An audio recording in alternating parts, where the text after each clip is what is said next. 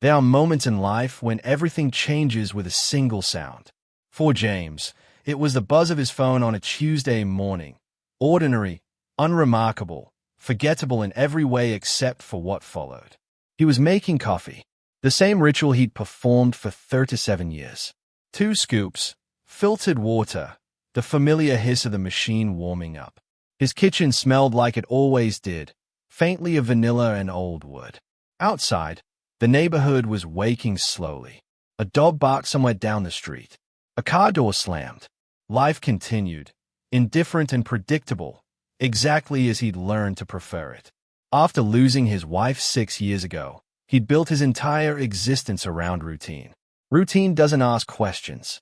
It doesn't surprise anyone. It doesn't leave a person gasping for air in the middle of the night wondering why everything they loved disappeared. Routine is safe. Routine is survival. And then his phone lit up. At first, he ignored it. Probably spam. Maybe his nephew asking about Thanksgiving plans again. He poured his coffee, added cream, stirred slowly. But something made him look. Maybe it was the persistence of the notification sitting there, glowing on the counter. Maybe it was instinct, that animal part of the brain that knows when danger is close even before it can be named. The message was from David, his lawyer, a man he'd known for 23 years, a man who'd handled his will, his wife's estate, the sale of their rental property, a man who never, ever sent texts that said, "Call me immediately. This is urgent." He read it 3 times. Each word seemed heavier than the last. Immediately. Not when you get a chance or at your convenience. Immediately. And urgent. A word David reserved for crises, for disasters, for things that couldn't wait even an hour. His hand trembled slightly as he set down his coffee. The kitchen suddenly felt different. The morning light streaming through the window seemed harsher. The tick of the clock on the wall grew louder, more insistent, like it was counting down to something he couldn't see yet. He tried to think rationally. What could possibly be urgent? He hadn't been in an accident. He hadn't received any legal notices. His finances were stable, boring even. His life was intentionally small, carefully contained. There was nothing in it dramatic enough to warrant a message like this. But David didn't panic. David didn't exaggerate. In 2 decades, James had never seen him use the word urgent unless something was genuinely, catastrophically wrong. He picked up his phone and stayed at the screen. The message sat there, waiting. Behind it, behind those 12 simple words, was information that would change everything. He knew this with absolute certainty. The way someone knows a storm is coming by the pressure in the air, by the sudden silence of birds, by the color of the sky shifting from blue to something darker. Part of him wanted to delete it, to pretend he'd never seen it, to pour another cup of coffee and return to his routine, to his safe, predictable morning. Because once he made that call, once he crossed that threshold, there would be no going back. Whatever David needed to tell him would become part of his reality, permanently and irreversibly. He thought about his daughter. That's where his mind went first. Rebecca had been distant for 3 years now. Not dead, just gone. Vanished into her own life, her own choices, her own version of survival that didn't include him. They'd stopped speaking after a fight he still couldn't fully remember. Something about money or judgment, all the ways he'd failed her as a father. The details had blurred over time, but the absence remained sharp. Was this about her? Had something happened? His chest tightened with a fear he'd been carrying since she was born. That primal, unshakable terror every parent knows. The fear that their child will be hurt and they won't be there to stop it. He pressed David's number before he could talk himself out of it. The phone rang once. Twice. Each ring felt like an eternity, like time itself had thickened into something tangible. His free hand gripped the edge of the counter. Outside, the world continued its mundane choreography. A woman jogged past with her dog. A trash truck rumbled down the street. Life, oblivious and relentless. On the 4th ring, David answered. His voice was careful, measured, the tone of someone who'd rehearsed what they were about to say. "Thank you for calling back so quickly. Your message," James started, but David cut him off. "I need you to come to my office today. This morning, if possible." "What's this about?" His voice sounded strange to his own ears, thin and distant. There was a pause. In that silence, everything lived. The weight of bad news being carefully arranged into words. Reluctance and duty wrestling with each other. The sound of a door closing on the life he'd known up until that moment. "It's about your daughter," David said finally. "But I can't discuss this over the phone. I need you to come in. There are documents you need to see." Documents. The word hung there, cold and bureaucratic. Not information or news. Documents. Official things. Legal things. Things that required signatures and witnesses and the machinery of law. Is she? He couldn't finish the question. Couldn't give voice to the worst possibility. "She's alive," David said quickly, and James felt his lungs remember how to work. "But there's something you need to know. Something that changes everything." He agreed to meet him in an hour. When he hung up, the kitchen looked exactly the same as it had 10 minutes earlier. Same coffee maker. Same morning light. Same clock ticking away on the wall. But he was different. He was standing on the edge of something vast and unknown, and there was no turning back. He abandoned his coffee and went to get dressed. His hands moved automatically. Shirt, pants, shoes, while his mind spun through possibilities, each one worse than the last. What could possibly require documents? What truth about his daughter had been hiding in plain sight, waiting for a Tuesday morning in October to finally surface? As he locked his front door behind him, he realized something terrifying. In 68 years of life, through marriage and loss, through joy and grief, through every high and low he'd weathered, he had never felt dread quite like this. Because this wasn't the fear of something that might happen. This was the certainty that something already had. That the truth was waiting for him, patient and immovable, in a manila folder on David's desk. And once he saw it, once he knew it, he would never be able to unknow it again. To understand why what happened next destroyed James so completely, the story needs to step back. It needs to explain his relationship with his daughter, who she was to him, or at least who he believed she was. The drive to David's office passed in a blur. James barely remembered making the turns, stopping at red lights, parking in the lot behind the building. His body moved on autopilot while his mind churned through scenarios, each one more catastrophic than the last. David's receptionist was expecting him. She nodded toward the office with a look that told James she knew something terrible was coming. Everyone seemed to know except him. The office was exactly as he remembered. Dark wood furniture, leather chairs, walls lined with legal books that probably hadn't been opened in years. David stood when James entered, extending his hand, but his expression was grave. Professional. The kind of face lawyers wear when they're about to destroy someone's life with words. "Please, sit down," David said, gesturing to the chair across from his desk. James sat today. His hands felt cold despite the warmth of the room. "Are you alone?" David asked. "Is there anyone who came with you?" "I'm alone." The question made his stomach tighten. Why would he need someone with him? David nodded slowly, then opened a manila folder on his desk. He didn't look at the contents immediately. Instead, he looked at James with something close to sympathy. "What I'm about to tell you is going to be difficult to hear. I want you to know that I've verified everything multiple times. There's no mistake." James's throat went dry. "Just tell me." David took a breath. 3 months ago, I received a routine notice from one of your investment accounts. A withdrawal authorization. It was standard procedure, but something about it didn't sit right with me. The amount was significant, and the timing seemed odd given our last conversation about your retirement planning. He pulled out a document and turned it toward James. Numbers. Account statements. Dates that should have meant something but didn't. I started looking deeper, David continued, cross-referencing the statements you'd been receiving against the actual account activity. And that's when I found the discrepancies. Discrepancies. James heard his own voice as if from a distance. The monthly statements you've been getting, the ones showing your accounts maintaining steady balances, they're not accurate. Someone has been generating modified versions. Fake summaries that hide the actual transactions. The room tilted slightly. James gripped the armrests of his chair. "What do you mean, fake?" David's jaw tightened. "Over the past 18 months, there have been systematic withdrawals from your accounts. Large amounts. sometimes spread across multiple transfers to make them less noticeable, sometimes in single chunks disguised as legitimate expenses, property taxes, medical bills, insurance premiums.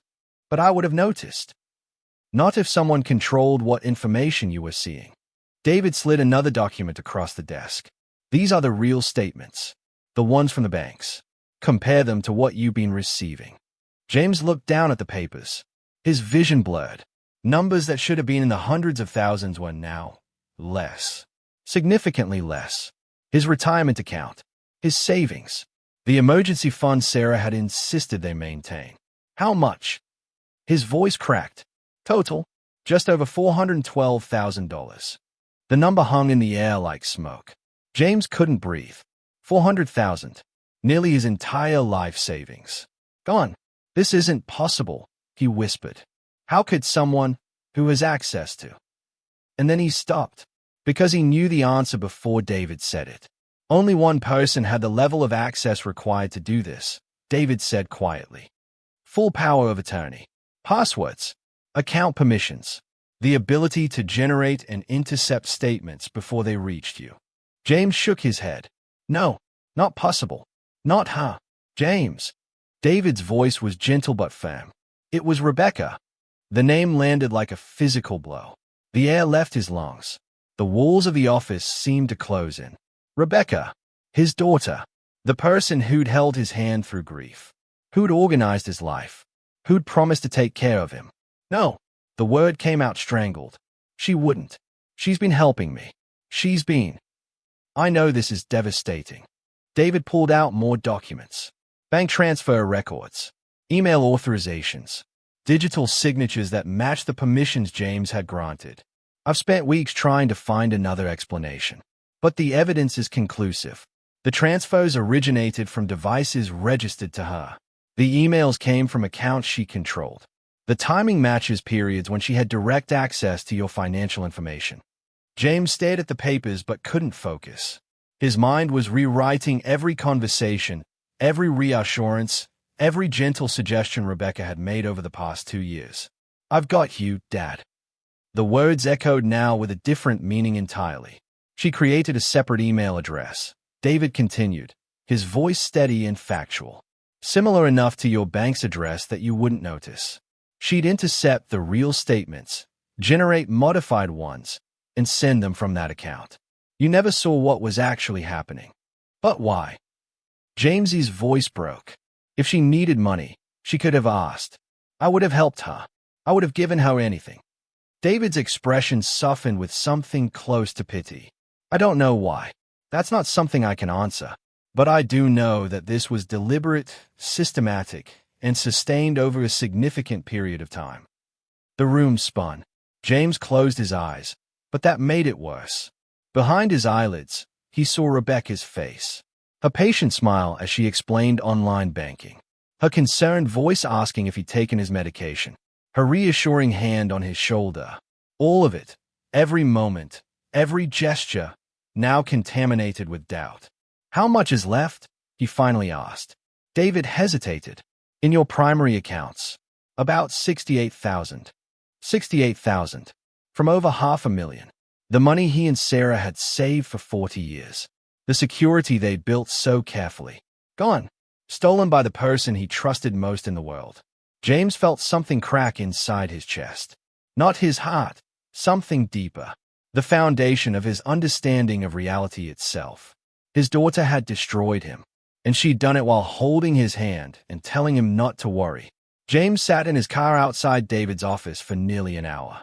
He couldn't drive. Couldn't think clearly enough to trust himself on the road. His hands gripped the steering wheel while his mind replayed every conversation, every interaction with Rebecca over the past 2 years. Dad, let me handle the insurance paperwork. It's too complicated, and you've been through enough. At the time, it had sounded like compassion. Like a daughter protecting her grieving father from unnecessary stress. Now, sitting in this parking lot with the truth burning in his chest, he heard something else entirely. Control. Isolation. The deliberate construction of dependency. You don't need to worry about the investment accounts. I'm monitoring everything. If anything looks wrong, I'll let you know immediately. She'd said that at least a dozen times. And he believed her. Why wouldn't he? She was his daughter. She called twice a week. She remembered his doctor's appointments. She sent him articles about staying healthy. What kind of person suspects their own child of theft while they are pretending to care? The memory that hit him hardest was from 8 months ago. He'd mentioned wanting to meet with David to review his estate plan, just to make sure everything was in order. Rebecca's response had been swift and gentle. Dad, you just met with him last year. You're overthinking this. David would reach out if something needed attention. You don't want to waste his time or yours. He'd agreed. Of course he'd agreed. Because she was right, wasn't she? He was getting older, maybe a bit paranoid, probably overcomplicating things that were already settled. Rebecca was just helping him avoid unnecessary anxiety. Except David hadn't reviewed his estate last year. That had been 2 years ago. And the reason David hadn't reached out was because Rebecca had been intercepting his communications, filtering what reached James and what didn't. She hadn't just stolen his money. She'd stolen his reality. Every time he'd expressed interest in checking his accounts directly, she had a reason why it wasn't necessary. The bank's website was confusing. The statements were hard to read. She'd already reviewed everything and could summarize it for him. Why put himself through the frustration when she could handle it? I've got you, Dad. You don't have to carry all this alone anymore. Those words, once so comforting, now felt like a noose tightening slowly around his neck. She'd made him dependent, not through force, but through manufactured helplessness. She'd convinced him he was incapable of managing his own life, all while systematically dismantling it. James thought about the times he'd tried to be more independent. When he'd attempted to pay a bill online and gotten confused by the verification process. Rebecca had been there within an hour, gently taking over, her tone patient but tinged with concern. Dad, you almost sent a payment to the wrong account. It's okay. These systems are tricky. Let me set up automatic payments so you don't have to stress about this. He felt grateful, relieved, slightly embarrassed by his own incompetence. Never once did it occur to him that his confusion might have been engineered, that Rebecca might have changed passwords, altered settings, made the process deliberately complicated so she could swoop in and rescue him. The calls twice a week weren't love. They were surveillance, checking to make sure he wasn't asking questions, wasn't getting suspicious, wasn't talking to anyone who might notice the discrepancies. When he'd mentioned reconnecting with old friends from work, Rebecca had discouraged it subtly. That's great, Dad, but don't overwhelm yourself. You know how draining social events can be for you now. He'd never said they were draining. She'd said that, and he'd accepted it as truth because she seemed to know him better than he knew himself. Every gentle suggestion, every reassuring smile, every "I'll take care of it" was a brick in a prison she was building around him. And he'd thanked her for it. Thanked her for isolating him, for making him believe he was broken, incompetent, too fragile to handle his own affairs. The worst part wasn't the money. Money could be replaced, maybe, somehow. The worst part was realizing that the person he trusted most had looked at his grief and seen opportunity. Had watched him stumble through the worst pain of his life and decided that was the perfect moment to take everything. She hadn't waited for him to die to claim his estate.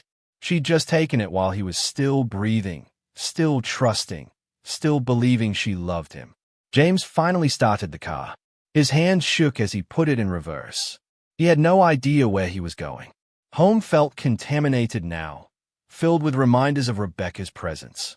Her laptop on the kitchen table. Her handwriting on the calendar, the system she'd built to help him that were really just mechanisms of control. How many other people were living in cages built by the people they trusted most? How many aging parents were being slowly, methodically robbed by children who smiled while doing it? The thought made him sick. He'd been so vulnerable, so desperate not to be alone, so terrified of becoming irrelevant. And she'd used every single one of those fears against him. The kindness had been a weapon. The care had been a cover. And he'd never seen it coming because the person wielding them was supposed to love him. David had warned him before he left the office. Don't confront her. Not yet.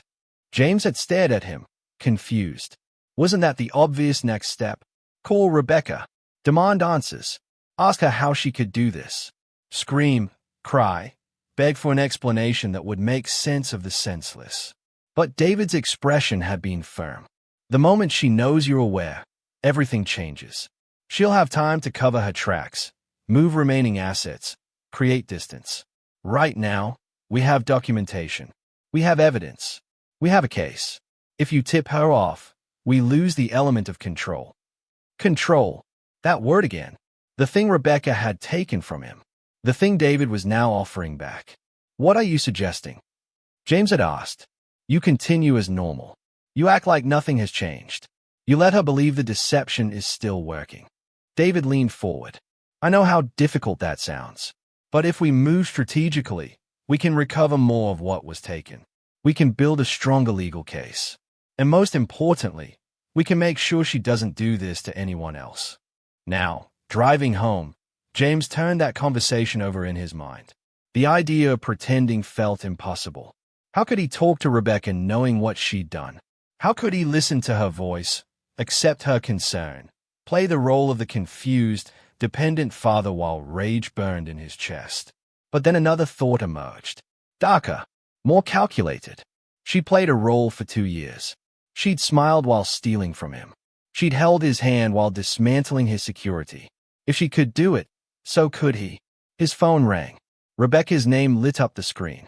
For a moment, James considered ignoring it, letting it go to voicemail, delaying the inevitable performance. But David's words echoed. Act like nothing has changed. He answered. Hi, sweetheart. Hey, Dad. Just checking in. How are you feeling today? Her voice was warm, familiar, dripping with false concern that he'd mistaken for love just hours ago. I'm fine. Just ran a few errands. The lie came easier than he expected. Good. Did you remember to pick up your prescription? You mentioned you were running low. She remembered details. That's what had made her so effective. She paid attention, created the illusion of devotion through small acts of awareness. Now those same details felt sinister. She was tracking him, monitoring his movements, making sure he stayed predictable. Got it yesterday, he said. All set for the month. Perfect. Listen, I'm going to stop by tomorrow afternoon. I need to check on a few account statements, make sure everything's on track for tax season. There it was. The real reason for the call. She wanted access. Wanted to verify that her alterations were still undetected. Wanted to make sure the cage was holding. That sounds fine, James said, his voice steady despite the rage building in his throat. I'll be here. Great. Love you, Dad. The words hit like acid. Love. She'd weaponized that word. Used it as a shield while rubbing him blind. Love you too, he replied, and the lie tasted like poison. When he hung up, his hands were shaking. Not from fear, from something else. Something colder and more focused.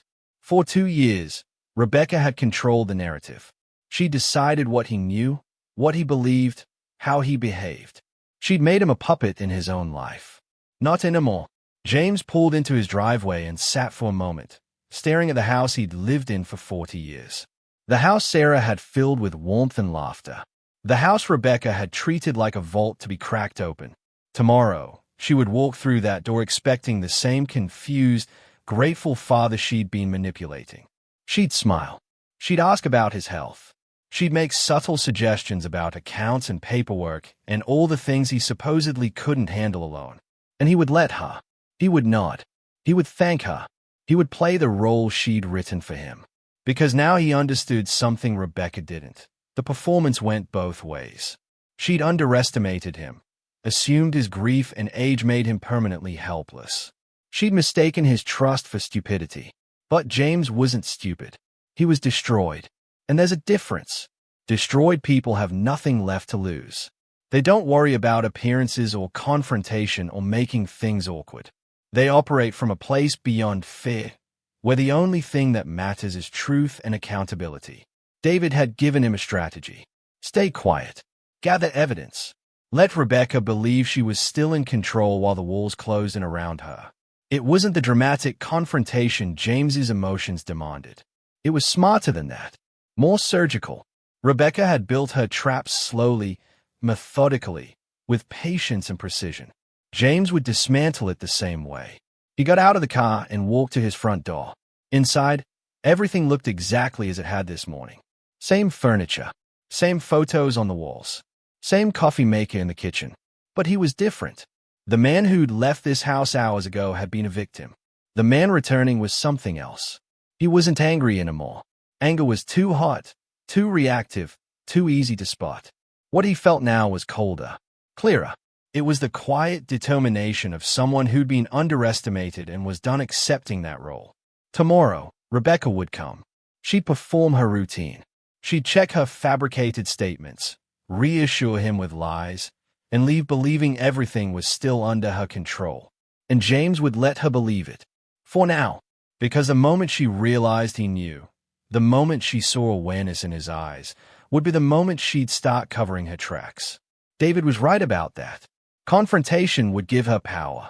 Silence kept it with him. So he would wait. He would watch. He would be the confused old man she expected while building a case that would destroy the illusion she created. She'd taught him something valuable over these past 2 years. Trust is a weapon. Care can be a cage. And the most dangerous opponent is the one who looks defeated but is quietly planning their next move. Rebecca thought she'd won. She'd taken his money, his autonomy, his sense of reality. She'd left him with scraps and expected gratitude. What she didn't know was that she'd also given him clarity, purpose, and the cold, focused resolve of someone who had nothing left to protect except the truth. Tomorrow would be a performance. But the script had changed. And Rebecca didn't know it yet. Rebecca arrived the next afternoon with her usual smile and a bag of groceries. "Thought I'd make you dinner tonight," she said, setting everything on the counter. "You've been eating too much frozen food." James watched her move through his kitchen with practiced familiarity, opening cabinets, arranging items, taking up space like she owned it. Because in her mind, she probably did. "You didn't have to do that," he said, keeping his voice warm, grateful. The performance had begun. "I wanted to." She pulled out her laptop and set it on the kitchen table. "While the chicken marinates, let's go over some paperwork. There are a few things I need you to sign." There it was, less than 5 minutes in, and she was already moving toward what she really came for. James sat down across from her. David had prepared him for this, had given him specific instructions. Don't refuse, don't resist, but don't sign anything either. Stall. Create excuses. Buy time. Rebecca opened a document on her screen and turned it toward him. "This is just a consolidation form. We're moving some of your remaining retirement funds into a managed account with better returns. It'll simplify everything." He looked at the form. The language was dense, deliberately complex. But David had taught him what to look for. Buried in the third paragraph was a clause about authorized third-party management and discretionary transfer rights. She wasn't consolidating anything. She was preparing to take what little remained. "My eyes are tired," James said, rubbing his forehead. "Can we do this tomorrow? I want to read it more carefully." Rebecca's smile tightened almost imperceptibly. "Dad, it's really straightforward. I've already reviewed everything. You just need to sign where I've marked." "I know, sweetheart. I'd feel better sleeping on it. Big decisions, you know." He gave her the confused, apologetic look she expected from him. She studied his face for a moment, and he wondered if she saw through him, if somehow she sensed the shift. But then her expression softened into practiced patience. "Of course. No pressure. We'll tackle it tomorrow." She closed the laptop and moved to the stove, starting dinner. They talked about mundane things, the weather, a neighbor's new car, a show she thought he'd enjoy. All of it felt like glass about to shatter. When she left 2 hours later, James exhaled for what felt like the first time all evening. He waited until her car disappeared down the street, then called David. "She tried to get me to sign something. Transfer authorization." "Did you sign it?" "No. But David, she's moving faster now. Something's changed." There was a pause on the other end. "I need to tell you something. I received a letter this afternoon from a law firm representing Rebecca."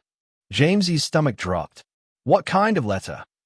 "They're initiating proceedings for conservatorship.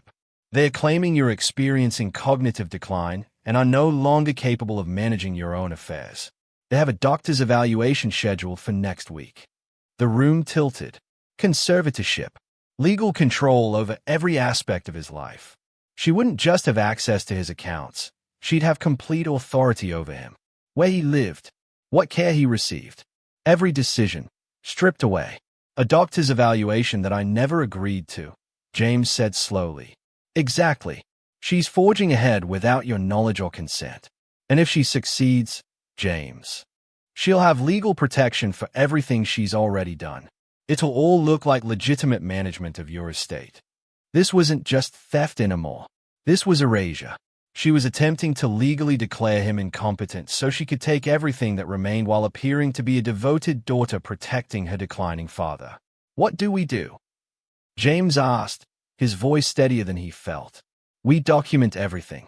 I'm going to send you a recording device. Small, discreet. I need you to record your next conversation with her. Let her talk about the conservatorship. Let her explain why she thinks it's necessary. We need her intent on record. 2 days later, the device arrived. James practiced with it, feeling ridiculous and ancient and furious all at once. But David's instructions were clear. Get her talking about his supposed incompetence. About the conservatorship. About why she thought it was necessary to take control. Rebecca came by that evening, earlier than expected. She looked stressed, which was unusual for her. The mask was slipping. Dad, we need to talk about something important. James activated the recording device in his shirt pocket. What's wrong? She sat down heavily at the kitchen table. I've been thinking about your future. About what happens if something happens to you. If you have a medical emergency, or if your memory gets worse. My memory's fine, Rebecca. I know you think that. Her tone was gentle but firm. But I've noticed things. You forget conversations we've had. You get confused about dates. Last month, you almost sent a payment to the wrong account. Because you changed the password, James thought. Because you made it confusing on purpose. I've been talking to some professionals, she continued. And they think it might be time to consider a more structured care arrangement. Nothing drastic. Just legal protections. So that if something happens, I can make sure you're taken care of properly. What kind of legal protections? A conservatorship. It would give me the authority to manage your healthcare, your finances, your living situation if needed. It sounds scary, but it's actually just a safety net. Lots of families do this when a parent reaches a certain age. I'm 68, Rebecca. Not 90. I know, Dad. But you're also alone. And you're vulnerable. What if you get scammed? What if you make a financial decision that puts your security at risk? I'm trying to protect you. The word protect hit him like a slap. She'd used it so many times. Protection was her excuse for everything. Protection was how she'd stolen $400,000 and was now reaching for complete control. When were you planning to tell me about the doctor's evaluation next week? James asked quietly. Rebecca's face went pale. How did you? I received a notice. From the court. She recovered quickly, her expression shifting to concern. I was going to tell you. I just didn't want to worry you until it was necessary. The evaluation is just a formality. Standard procedure. A formality I never agreed to. Dad. Her voice took on an edge he'd never heard before. Something sharp and impatient breaking through the gentle facade. You're not thinking clearly about this. That's exactly why we need the conservatorship. You're getting paranoid, suspicious of people trying to help you. That's a sign of cognitive decline. There it was. The trap completely visible now. Any resistance he showed would be used as evidence of incompetence. Any suspicion would be framed as deterioration. She'd built a perfect catch-22. Trust her completely or be declared unfit. I think you should leave, James said. Rebecca's expression hardened. This is exactly what I'm talking about. You're being irrational. Aggressive. These mood swings. Get out of my house, Rebecca.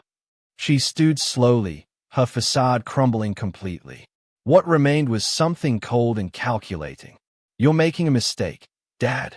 I'm trying to help you, and you're too confused to see it.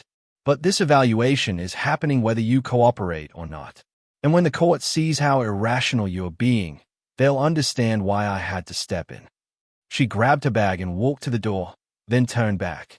I love you, even if you can't see that right now. The door closed behind her. James sat in the silence, his heart pounding, the recording device still running in his pocket. She'd said it all. The conservatorship, the evaluation, the framing of his resistance as incompetence. Every word was documented now. Every manipulation exposed not through his accusations, but through her own voice. David had been right. She'd escalated, and in escalating, she'd revealed the full scope of what she intended. Not just his money, his autonomy, his existence.